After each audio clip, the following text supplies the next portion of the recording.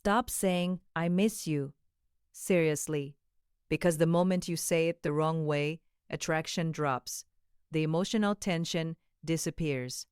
And suddenly, you're the one chasing. But here's the twist. Missing someone isn't the problem.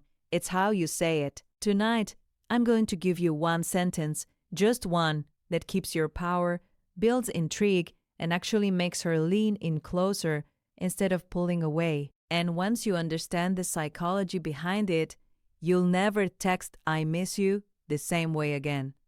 Let's be clear, I miss you isn't weak, but most men say it from a place of emotional dependency, not emotional strength. When you say, I miss you so much, when can I see you? What she hears subconsciously is bipikud, you need her validation. Bipikud, you're waiting for her. Pipik, she's your emotional center. And when someone feels like they are your emotional oxygen, attraction decreases. Because attraction thrives on big tip, mystery picker, emotional independence atypica. Emotional independence, choice.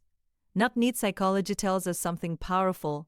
People value what feels chosen, not what feels dependent. If she feels like you miss her because you have nothing better going on, that lowers perceived value. But if she feels like you miss her despite having options, goals, and a full life, now that's different. Now that's attractive. Here it is, instead of saying, I miss you, say, you crossed my mind today, made me smile. Feel the difference. This sentence does 3 powerful things. You're not asking for reassurance. You're not demanding attention. You're simply sharing a moment. Now she's wondering, built, why did I cross his mind? Built, what made him smile? Built, what was he thinking about? Curiosity pulls her in. You're not saying you feel incomplete without her. You're saying she adds to your already positive emotional state. That's powerful. That's attractive. There's something called emotional positioning. When you say, I miss you, you position her above you emotionally. When you say, you crossed my mind today, you position yourself as the observer. You're calm, grounded, self-contained. And here's the deeper layer. Attraction grows when someone feels like they are earning your emotional investment, not automatically receiving it. When she senses, Bekub, you're thinking of her podip. But you're not waiting for her podip. You're smiling because of her podip, but not dependent on her. She feels chosen, not chased. And remember what your description says. Direct neediness lowers attraction. Emotionally intelligent wording builds intrigue. Make her feel chosen, not chased. This is exactly that. Let's level this up. Here are variations you can use depending on the situation. Something reminded me of you today. Dangerous timing. Now, there's playful tension. You crossed my mind today. Guess that's hard to avoid. Confident. Slight edge. No desperation. I didn't realize how much I enjoy your energy until today. This shows awareness, not need. Notice something. None of these say, bite, I need you. Bite, come back. Pulled. Please respond. Pulled. Why are you ignoring me? You're never begging for emotional reassurance. You're expressing, not requesting. That subtle difference changes everything. Now listen carefully. Even the perfect sentence said at the wrong time loses power. Do not say this, fight this after she ignores you for 12 hours. Pickled after you double text. Why? Because emotional leverage disappears when you're reacting. Instead, say it. Say it, because when the vibe is neutral or positive, pull it after a good conversation.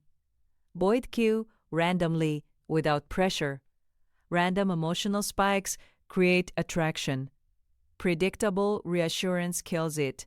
Words matter, but tone matters more. If you say, you crossed my mind today, but your energy feels like Please respond. Please validate me. She will feel it. Confidence is silent. Neediness is loud, even through text. So before you send it, ask yourself, am I sending this because I genuinely felt it, or because I'm afraid of losing her? If it's fear, pause, go to the gym, work on your mission, talk to friends, build your world. Attraction flows toward stability, not anxiety. This isn't just about one sentence.